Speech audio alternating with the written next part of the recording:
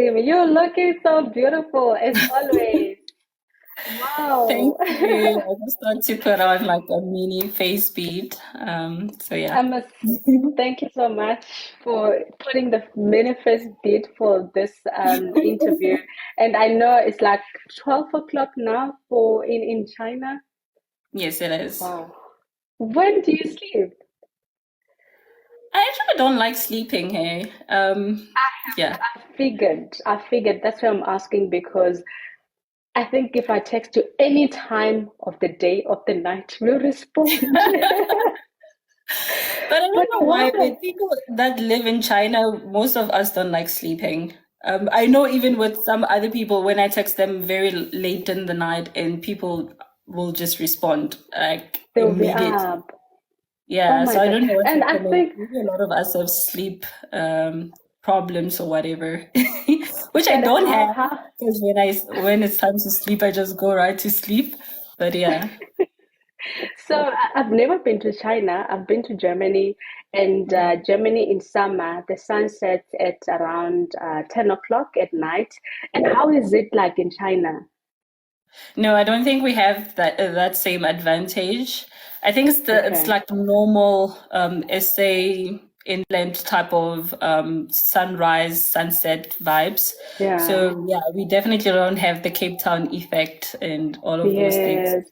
And Yeah, people because always right now it's say, just after yeah. winter, and winter the sun will set around 5 p.m.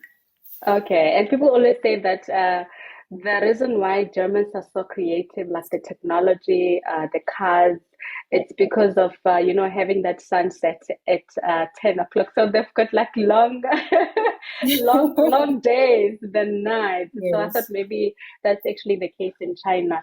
But how No. is China? I mean, you've been there now for how many months? Yeah, over 6 months, I'd say. I've been here since Yeah. August. I think I moved here around the 28th, 29th of August last year. Yes. So it's been over, yeah, just over 6 months, I'd say. And the weather, I It's mean, that's horrible. It's yeah, I'm horrible. thinking like coming from South Africa, you had some time in East London where it's quite warm and humid, and now China freezing. How have you adapted to that? And I'm now used to the winter season. You get geared up. There's like clothes that you can wear so that you don't have a lot of layers and so Mm-hmm. forth. So you can just wear like I think it's called heat tech, right? So there's this other like top that you wear inside. It's quite warm, and maybe you Wow. wear like a knitted wear, and on top of that there's like goose down jackets and stuff. So they do have the right type of clothing for us. So you don't have to wear a lot of clothes, but you do have to wear like warm clothes, if that makes Yeah. sense. Oh, that's Yeah. great. So, Malibu, welcome to Career and Corporate Hub. You are actually our very first guest for season two, and thank you so Okay. much for agreeing to do this interview with me. I think your career journey is interesting. It's really interesting. Like just looking at the shift, I thought I would like to unpack to really understand what influenced where you are now. So, if you are joining or just joined or you don't know about Career and Corporate Hub, we talk about all things career and corporate. This segment of interview, we focus more on interviewing people from different fields so that, just to share their journey from where they started and where they are now, and also share some insights that can also be helpful to if you would like to pursue your career in the same space or just to navigate your career as a whole, because career navigation is really tricky. It's not something that I'm looking at you where like you studied mechanical engineering and now you're in teaching. Yeah. Yeah, so now I would really like to start from who Malevo is. I know you've shared this a lot also in your channel. Malevo is like so big on TikTok. Please also check out her profile on TikTok and also LinkedIn. It's also Malevo Nkosi, and then also check her out on YouTube. You're doing an amazing work, I must say, before we really delve into who Malevo is. Thank you so much for the work that you're doing for the community. I think you've educated thousands and thousands and thousands, and there's a huge impact in really what you've been doing. So yeah. Okay, yeah, thank you very much for having me. So in terms of a bit about who I am, so I think the first thing that I would use to describe myself is that I'm a child of God.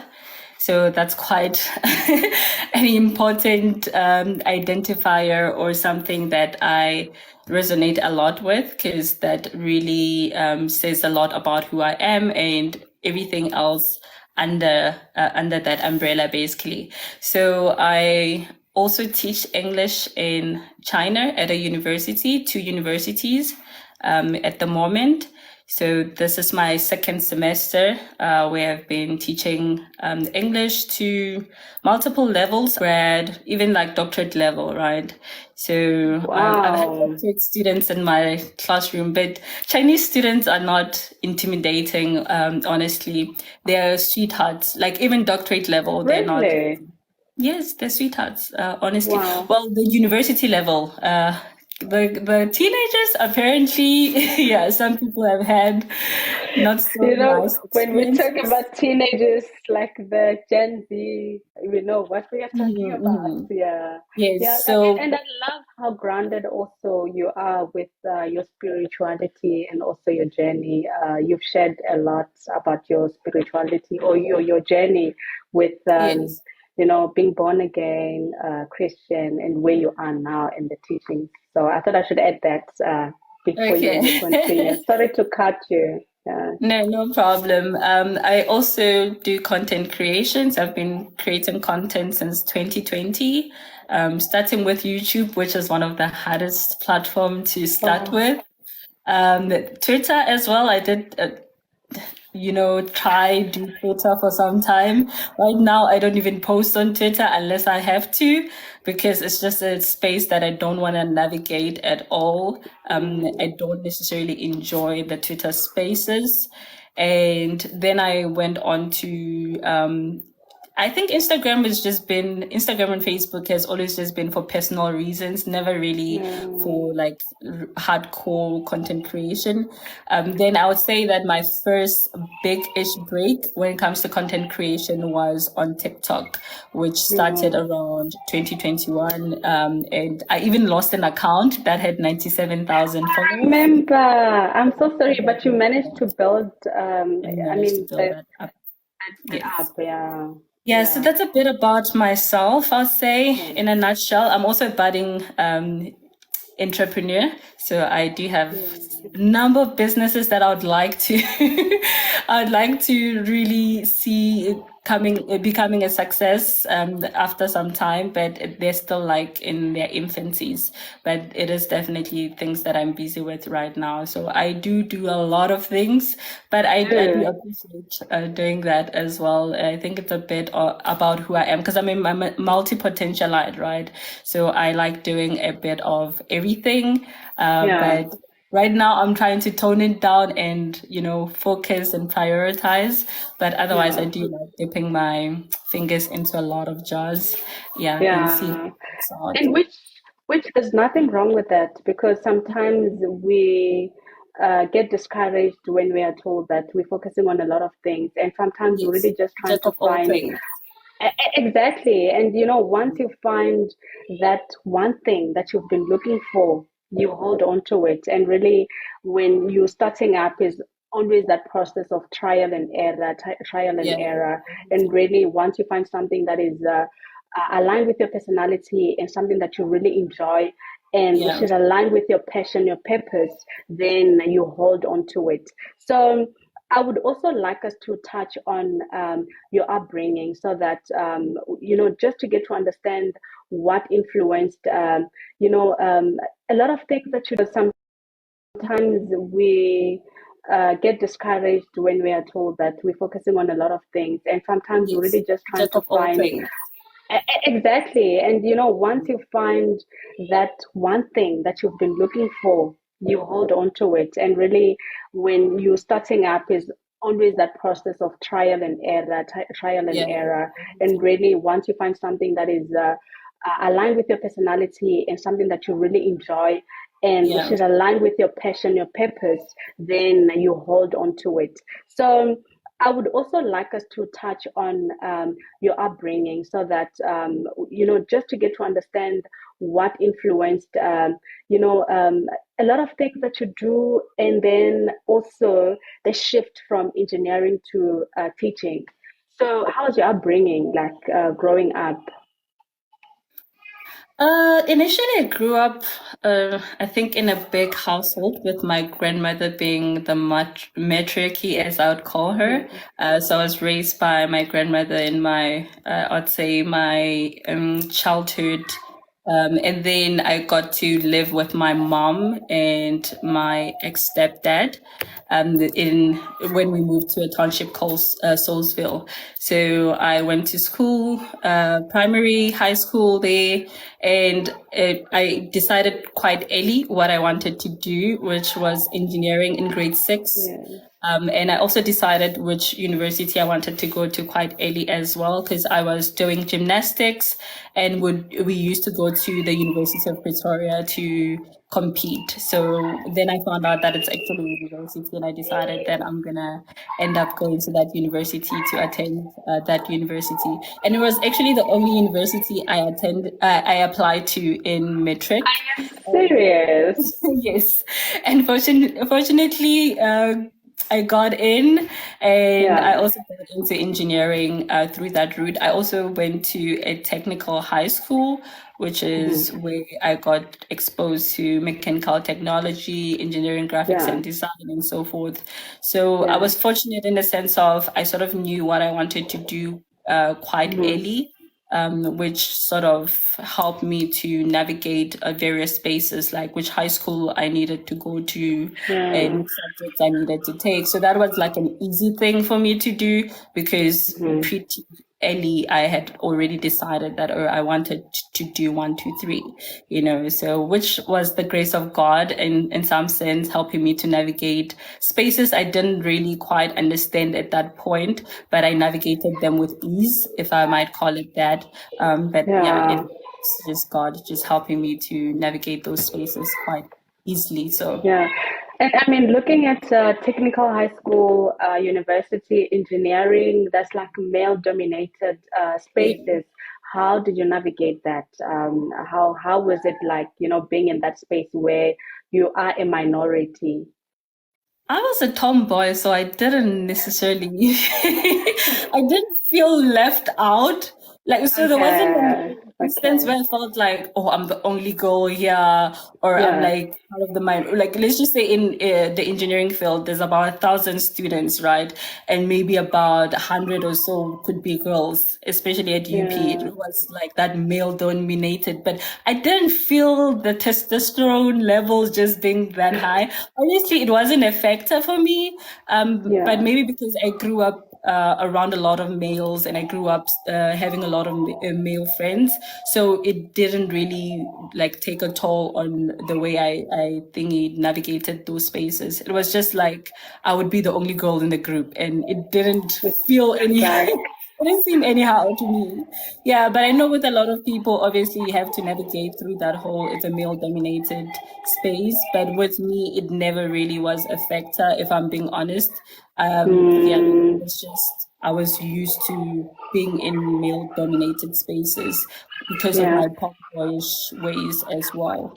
Which is great to hear because I know a lot of people struggle to navigate like different spaces, like either high school or varsity, because of being just, like in the minority. So that's actually great to hear. And now looking at where you are now and the choice of choosing maybe like going into technical high school, do you Mm, think it was a great idea? The reason why I ask, I went to a technical high school myself. mm, Yes, in engineering, but looking at it now, maybe like where my interest lies. Yes, my interests are still in engineering, but I also think that I also like psychology, and I feel like had I gone to maybe like not a technical high school, then I would have had a bit of advantage of understanding biology, not starting over to understand biology. So now, how would you advise somebody that is like starting? I mean, somebody that is in primary, if they're watching this video or they will watch this video, what would you advise them in terms of choosing their career when they go from high school and then university? I think there's no one way to do it. Like, we can't say there's a particular way to choose a career, right? Sometimes, like for me, I felt like engineering sort of chose me pretty early on in my life, and I was just like, okay, I'm going through this phase. It was just like going through the motions, right? High Yeah. school, then university, then I've been wanting to do that whole thing. But for me, I'd say that the best way to maybe go about it is just to see that you can always become whatever else you want to become. Like, your first degree does not necessarily mean that you're going to be stuck in that field. I think a lot of us, Mm-hmm. once we've done that first degree, we feel like, oh, now I have to make it count, and I Yeah. have to into that particular field, and I have to be stuck in that particular field for 50 Yeah. years. But you did that degree for 4 years, so it doesn't necessarily have to be something that holds you back, or that has so much power over your life for 50 years. So if you see in your final year that, okay, I studied maybe accounting, but I would rather be studying law, then go and do BCom law degree, or Yeah. BCom law, like honors and something like that. There's different ways to pivot from that one career field that you're in to another one. There are people that studied law that are currently in tech. So what can you do to change from it? So we shouldn't see careers as like your first degree is that one thing that determines the rest of your life. It is something Mm-hmm. that gives you a foot at a particular door. Like, you can now enter particular spaces, but it doesn't necessarily mean that that's where it starts and ends. And once we see the fluidity in a career field, then we don't see that one decision as being the ultimate decision for your lifetime. We see it as something like, okay, I can still become a psychologist while I was an engineer at 20 or Yeah. 30.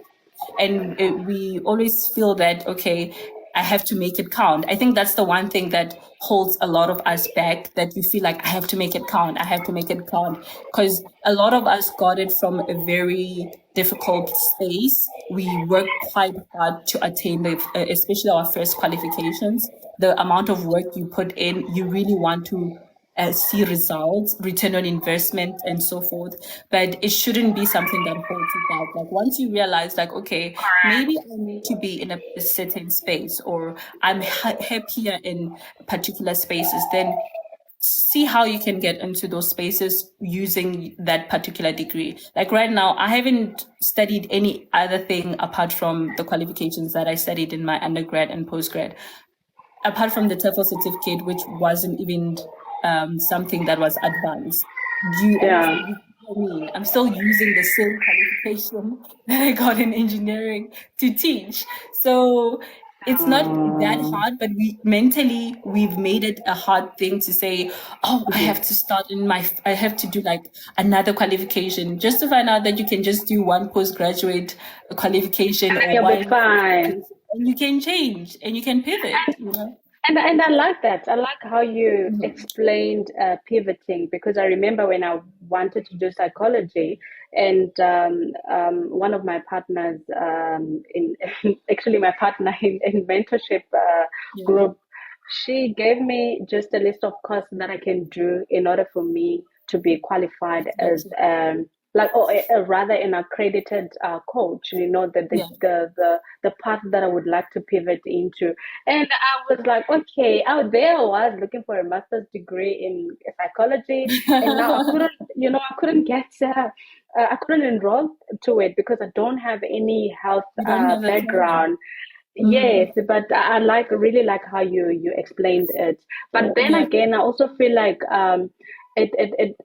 looking at the mental health being so big in South Africa, not in South Africa, in the world, well, and choosing careers, people choose careers that they end up getting stuck with no jobs, or maybe just something that they don't like I always say, it's usually influenced by not really understanding your purpose and who you are. So then again, looking at choosing a degree, maybe without really information and a lot of background um, behind it, and then you still pursue it because we see people really still doing something that they don't like for 10 years. What would you advise in that manner? And really advise it from looking at it from somebody who's in high school, wants to choose a career, or somebody who would like to pivot and they're struggling to pivot from where they are.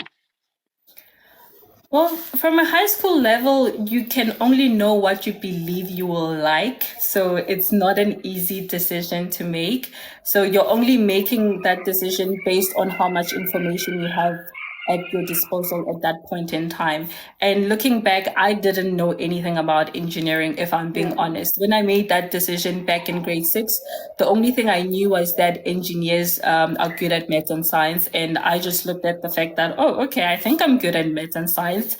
They say you need to be smart. And at that point, I was, I had the confidence to say, okay, I think I'm smart enough to do this, and that's all Yeah. that I believed was the qualifying criteria. And I used that to actually end up getting the qualification. And after that, I was just like, what do engineers actually do? And even while I was doing my course, I wasn't 100% sure what we were going to do in industry, right? I was at least fortunate enough that I had a bursary where we'll go into industry from time to time. Yeah. So but it was mostly office work, and you wouldn't necessarily see like the engineering work, the actual practice of like what an engineer would do, which is also something that's not easily found in SA, because we don't have a lot of engineers in that sense. But we do have factories, and we do have technologists, and we do have all those type of people. So you may not have all those people at your disposal that can help you navigate your career field. So if you could find if you can find a mentor, if you can find someone who can truly share what that career field is about, then that will help you a lot, so that you have a better grasp of what you're actually going into and what your life is going to look like. Because I think for other races, they truly understand what they're getting themselves into when they go into a particular career field.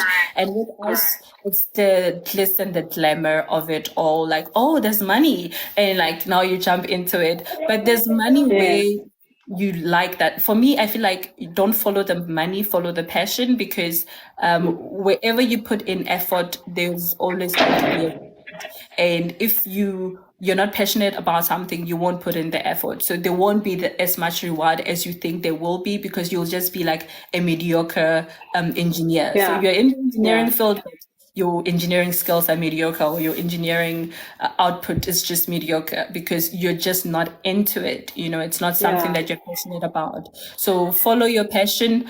Always follow your passion. Even when you're 30, when you realize like, hey, I don't think I like this thing, and it's not an easy space to navigate, especially when you're 30. I can do that right now because I don't yet have a family. I'm sure there are a lot of challenges when it comes to now you're 30, you have a family. You need to consider the dynamics of like, how do I then support my family? I can't just change careers. I can't just up and leave a job. I can't just do this and that and so forth. So I think you asked about someone who's like a bit older. So they would have to be like, how much unrest is there, and how can they try to navigate it a bit slow, but eventually they need to go to what they love. For me, it's like you might not just like throw everything away and be like, okay, I'm just going into this new career, but it's like how can you slowly but surely get to where you want to go, I like the slow part. Slowly but surely get to what you want. And it's not an easy space to navigate, honestly. Careers are very sensitive topics. For me, I still struggle with passion in South Africa because passion works a lot in other races where there's a business and you're following your passion. For an example, you go study agriculture, and your family owns a farm. You know that you're going to use that passion, or you're going to harness that passion within the family business. But if you following your passion and there's no business, you don't know anyone in the field that you would like to study, then I feel like that passion goes to waste, because also a lot of people struggle to network, and which prevents them, or they struggle to really follow up on passion. And just looking at it from just a South African perspective, choosing a career, I always say, um, if look at your background, how is your background, um, how is your personality as well? Would you be able to follow up with your passion after you've studied? If you can't follow up and also your background is not good, you have to support your family, then choose a career, then a passion will follow, a profession, or a profession rather, that would, guarantee you Yeah, like placement with after, yes, an opportunity to work after. universities, they'll say I think it's every hour or so, you multiply it by 10 and then you get how The much the credit. certificate credits. Yeah. So it's Yeah. 120 hours of Okay. also something like that. So meaning the credits Okay. are certain hours. So yeah, you don't need 100, it doesn't take 120 hours. It definitely doesn't take 120 Okay. hours. Just, Please send me just a put link. it. So this video, we're gonna upload it on YouTube as Yes. Career and Corporate Hub. So I will put a link in the video with a link of how to get the TOEFL certificate for Yeah. people that are interested. I know a lot of people are interested. Every single time I post anything about teaching in China, everyone like asks a lot about information. So that's why I thought it would really be great to also use this opportunity to really learn about the process of going to China and Yeah. some of the factors. Uh, yes, you wanted to say Oh, there's something. the last thing. These days, they are looking for past 2 years experience of whichever level you want to teach, which I'm not sure where they're expecting people to get it, Oh especially if you're my not a gosh. professional teacher. So yeah, some people are doing other things which I'm not going to explain as to what they do. But then with regards to my position, they didn't ask for that. So that's how I got it. And that's the reason why I said when I wanted to come here, there started to be like a lot of other hoops to jump. And I was just like, but this Yeah, wasn't, so why is this now like a the prerequisite to come factor. here? Yeah. And Yeah. and So with online teaching, does that count as number of years of experience? So it full has to be time. physical. Full-time experience in a particular level. Like if you want to teach 6-year-olds, you must have taught Yeah, 6-year-olds for 2 yeah. years or so. But yeah, some schools can find a way around it. Yeah, Hmm. it's not a Not only China as well. I think there are other countries that are still looking for yes, English teachers. South I Korea, know South Korea as well. So there are other options that, Taiwan as well. yeah, yeah. Okay. So you can get the 2 years from those two countries and then come to China because at the end of the day, China will be the one that pays the most and has the Mm-hmm. lowest cost of living. So hence a lot of South Africans at this side. And how do you get to work for two universities? I heard that from your introduction. I was like, I'm gonna keep this question in my mind and I don't want to forget it. How do you get to work for No, two the universities? program, yes, the program that we're on assigns us universities to work at. You can even work at 3 universities, but it's not like you get paid more. It doesn't work like that. You just, Uh, yeah, you don't get paid more. No, it doesn't affect your salary. It's just you have hours in particular universities. Our universities are quite close. Like it's a 20 minutes walk from one university to another. I literally have to walk between the two universities for your because I lecturers. can't ride a bicycle, right? And I don't have an e-bike as well. And there's no bus in between and there's no DD in between. So I have to like literally walk from one campus to the other, from one class to the other one. So it's great that there's a break in between my two classes. So I have like about an hour, 10 minutes to deal with break stuff and eating and all of those things, and walking, because there's a 20 minutes walk in between. So yeah. And how many hours are we looking at in terms of working hours in like maybe a day or a week? What are your working 20 hours? hours. 20 hours active Okay, teaching.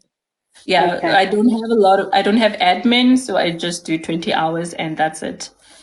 Wow. And It seems I don't want to ask about salaries, but I think if you it want to know seems about like it's salaries not a level, lot of hours, but you yeah. get tired. Teaching is tiring. I used to take it for granted. Whenever people would be like they're tired, I was just like, these ones don't like working. These ones.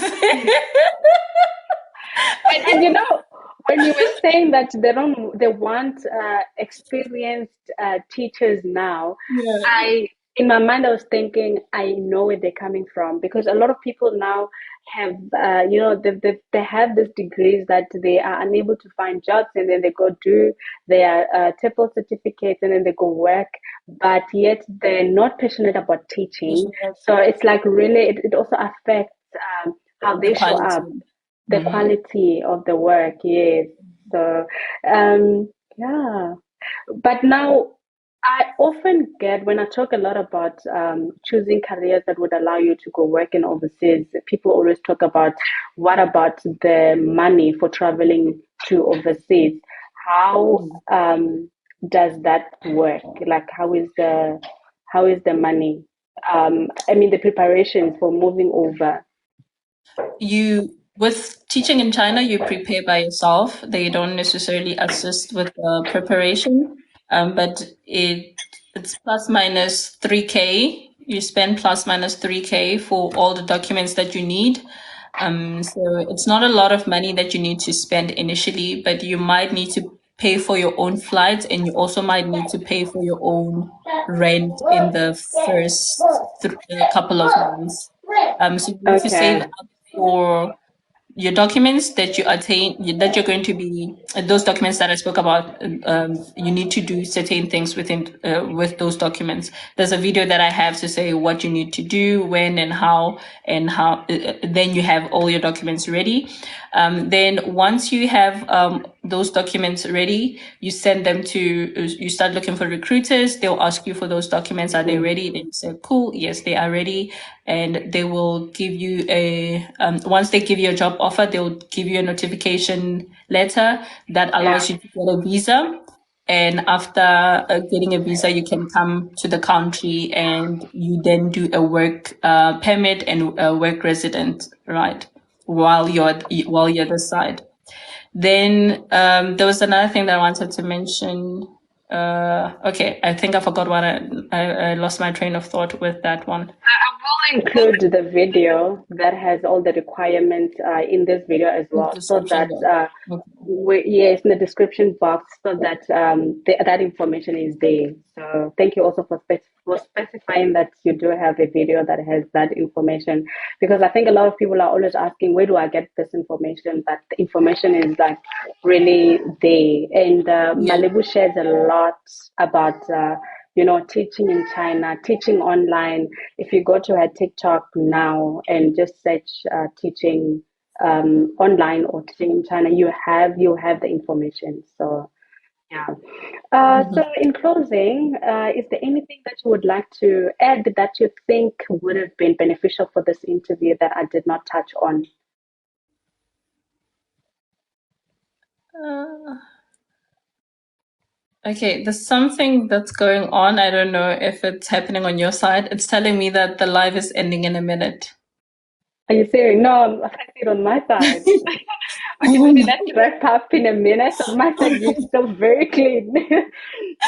Okay, to like your subscribers and your followers, I think one of the things that we highlighted was the importance of having fluidity in your careers, right? So knowing that if you feel like something doesn't work out for you or is not working out for you, you can always pivot at any given point. Obviously, you need to do your analysis and be like, okay, where am I in my life? What do I need to do and how do I need to do it? But at the end of the day, don't feel like you are stuck in a particular position, in a particular job, in a particular place. There's always ways around it. And it's not as hectic as you think it is. Mentally, you will hype it up and feel like, okay, I can't do anything. I'm stuck in this career. I'm stuck in this life. I'm stuck in this whatever. But if you think about it and if you start looking around for information, there's more than enough information that will help you navigate the waters that you need to navigate. And yeah, all the best to everyone that is trying to come this side, and may God bless you and your journeys. And I'm available to answer your questions. Like, you can also go to the videos that I've been uploading as well. Ask any questions. I'm usually available to answer. But there's also a lot of content that I've put out regarding teaching English in China or teaching English abroad. So and there's also a lot of other creators. There's not just me. Like, there are creators that convinced me to come this side when I was still finding content. So yeah, do search for that content and then you will find it. But do research as well. Mentally prepare yourself for China. It's not an easy place to navigate, but it's also a space that, is beautiful as well. But you need to semi-mentally prepare yourself and sort of know what you're getting yourself into, so that you're not you don't feel somehow once like the reality sets in and you realize certain things. Yeah. I mean, they are. Yes, you can continue. Yeah, but otherwise, I think that's it, and all the best, and God bless. Oh, thank you. So there are a lot of questions that I wish I could have asked, but because of time and also the information that you've also shared before, I'll just include the videos that have information that is vital for somebody who would like to follow into your journey, and also I'll include your social media networks as well for networking. And for me, it's quite important that the information that you're getting is credible. And Malevu, I trust her. I know she's credible. I know a lot of people get confused with a lot of information that is out there, because oftentimes we don't understand the why from the information that is being shared. So it's quite important that you also create that network from everyone that you aspire, or if you want to move abroad. Always really dig more, as Malawi has been mentioning. So I would really advise that you build that network, because there's just a lot of some people saying that I went abroad and didn't work out, and some people are really finding it easy abroad. Yeah, so I would advise that you build that network. So thank you so much for everyone for joining. Thank you so much, Malevu. I highly appreciate you for making time, especially in the middle of the night. I wish you all the best with your career, and also thank you, and also with like jungling and just finding that center of gravity from everything that jungling. Yes. Yeah, jungling. Yes, that you find a center of gravity, because me and you are in the same position, and we know exactly where we would like to be, and we'll get there. So all the best. Right. Thank you, Kadani. It was lovely being here, and yeah. And you're doing amazing. You're doing aming. Thank you. Thank you. And Same I would to you. also like to thank you, the one who taught me social media. Let's not forget about I like that. sharing information. I really love sharing information, honestly. Like, I'm passionate about that. And it was really so simple the way you showed me the trick, and now look at how many followers you have. So thank you so much. I don't want to keep you any longer. So please, if you have not subscribed to this channel, if you're gonna watch this video on YouTube, please make sure that you subscribe. For everyone that has subscribed. Thank you. And for Malevu, go to Community Living on YouTube and subscribe. shares a lot of information. How to make money online as well. We didn't touch on that, Male. There is also a video on how to make money online. You do share a lot of information, but yeah, I think I wanted to focus more really on pivoting and what really changed your mind from engineering to teaching in China. So thank you so much for sharing that information. All right, thank you. Have a lovely evening, everyone. Bye. Bye. Thank you everyone for joining. I forgot to mention.